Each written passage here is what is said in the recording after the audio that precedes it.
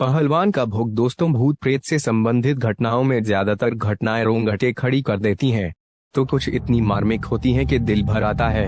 लेकिन मेरे जीवन से जुड़ी एक घटना ऐसी भी है जिसे याद करके हंसी आ जाती है। जाने अनजाने में मेरी मम्मी के मामा जी के साथ ये घटना घटी थी। बस थोड़े से आलस की वजह से उनके पीछे ऐसी मुसीबत लगी जिससे उन्हें निजात पाने में सालों लग गए। वो गाँव में रहा करते थे।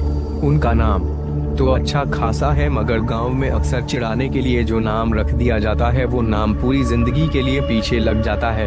इसी संक्षिप्तीकरण और मजाक में उनका नाम बचपन में ही लाल जी पड़ गया था।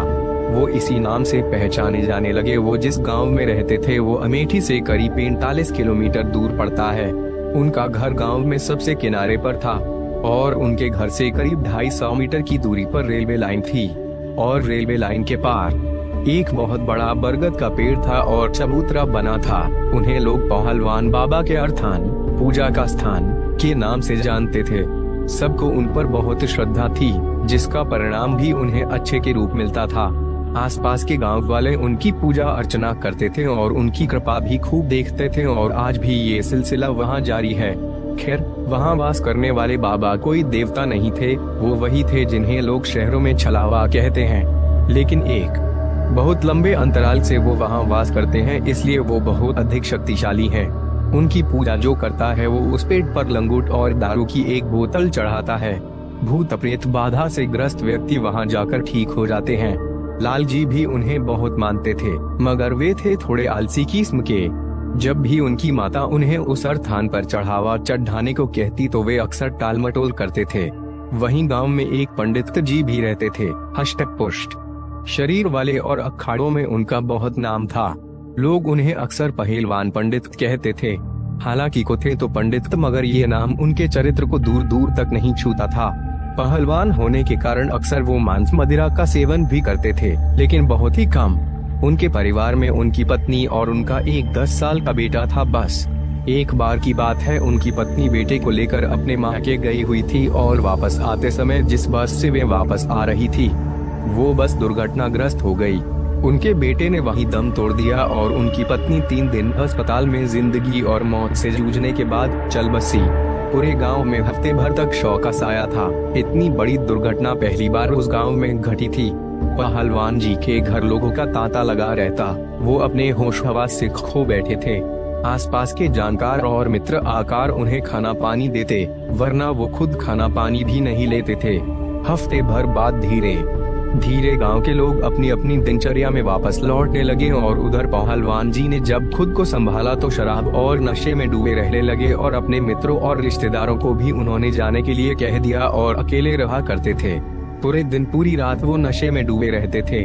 धीरे धीरे उनका पहलवान वाला शरीर सूखने लगा और 1 महीने के अंदर वो किसी सामान्य व्यक्ति जैसे दिखाई देने लगे, मगर किसी का भी कहा नहीं मानते थे और बस अपनी उसी शराब और परिवार की तस्वीर के साथ घंटों बातें करते थे। करीब 1 महीने के बाद अचानक सुबह खेत जाते समय एक व्यक्ति ने खबर दी कि पहलवान जी ने रेलवे लाइन पर आत्महत्या कर ली। उनका शरीर 2 हिस्सों में वहां पड़ा था।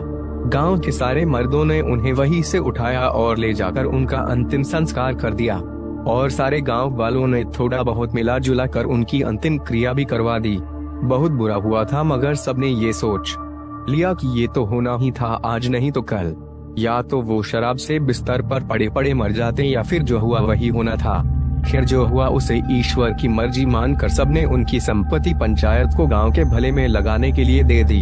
उधर कुछ 6 महीने के बाद लाल जी की माता जी भी चल बसी और लाल जी को ये बात अच्छी तरह समझा के गई थी कि हर हफ्ते पहलवान बाबा को भोग देना ना भूले।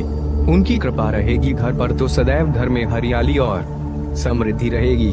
ये बात लाल जी अच्छी तरह समझ गए थे और उसका पालन भी करते रहे। हफ्ते में एक दिन वो अर्थान पर जाकर भोग अर्पण करके आते थे और सबकी तरह ही शराब की बोतल से थोड़ी सी शराब वहां चढ़ाकर बाकी बोतल को प्रसाद के रूप वापस लाकर उसका सेवन करते थे। करीब 6 महीने तक तो उन्होंने इस नियम का पूर्णतया पालन किया। फिर एक दिन वो दूसरे गाँव गए हुए थे किसी परिचित से मिलने। वो गाँव उस अर्थान से थोड़ी दूर पर करीब 400 मीटर की दूरी पर था, तो उन्होंने देखा कि वो व्यक्ति भी पहलवान बाबा को भोग दे रहा था। मगर वो उनके अर्थान पर नहीं गया। बस लंगोट और एक कटोरी में शराब रखकर पहलवान बाबा के अर्थान को देखते हुए उसने स्थानीय भाषा में कहा, है पहलवान बाबा, लो अपना भोग स्वीकार करो। और फिर शराब को उसी तरफ गिरकर हाथ जोड़ लिए और वापस आकर लाल जी से बात करने लगा। लाल जी ने पूछा कि क्या इस तरह से बाबा भोग स्वीकार करते हैं? उसने हमें जवाब दिया और बताया कि सच्ची श्रद्धा से चढ़ाया गया प्रसाद लेने तो देवता भी धरती पर आ जाते हैं, और फिर ये बाबा तो कुछ ही दूर पर निवास करते हैं और अपना भोग स्वीकार भी करते हैं। लाल जी को ये बात भा गई। वैसे भी उन्हें रेलवे लाइन पार करके इतनी दूर जाना पसंद नहीं था। अब उनका ये सिलसिला शुरू हो गया। वो एक बर्तन में थोड़ी सी शराब और लंगोट लेकर घर के पीछे की तरफ जाते और वहीं से खड़े होकर जिस तरफ रेलवे लाइन पार पहलवान बाबा का अर्थान था उस तरफ मुंह कर बोलते, पहलवान बाबा भोग स्वीकार करो, और वहीं से चढ़ाकर वापस आ जाते थे। हर हफ्ते वो ऐसा करते थे। इस तरह से भोग देते देते उन्हें करीब 6 महीने बीत गए। एक दिन की बात है, पास के गांव में एक आदमी को प्रेत बाधा हुई। उसके घर वाले बहुत परेशान थे और वो आदमी पहलवानी कर कर के हर किसी को खुद से दूर रहने की बात कर रहा था। जंघों पर ताल ठोंक ठोंक कर बात कर रहा था। कुछ आदमियों में मिलकर उसे पकड़ने की कोशिश की, मगर उसकी पहलवानी के आगे कोई टिक नहीं पा रहा था। किसी तरह गांव के कई सारे आदमी मिलकर उसके अपने आप शांत होने पर उठाकर उसे पहलवान बाबा के अर्थान पर ले गए। वहां उसे चबूतरे पर बैठाया गया। धीरे धीरे उसने उस पर जैसे दबाव सा बनने लगा और वो वहां मौजूद लोगों ने उससे पूछा कि वे कौन है। उसने बताया कि वो वहां रेल की पटरी पर रहता है। ये आदमी वहां पर गंदगी कर रहा था, इसलिए उसे पकड़ा है। लोगों में से एक ने पूछा कि माफ कर दो इसे, और जाने का क्या लोगे ये बता दो। उसने कहा, दारू दारू पिला दो, छोड़ दूंगा। वहां मौजूद लोग तुरंत दारू लेकर आए और उसे दिया, मगर उसने पीने से मना कर दिया और कहा, ऐसे नहीं, जो मुझे हमेशा देता है बस उससे ही लूंगा। जिज्ञासावश सबने पूछा कि वो भोग किससे लेना चाहेगा, तो उसने बताया कि फलाने गांव में लाल जी नाम का आदमी है, वो मुझे हमेशा दारू देता है, वो देगा तो मैं तुरंत चला जाऊंगा।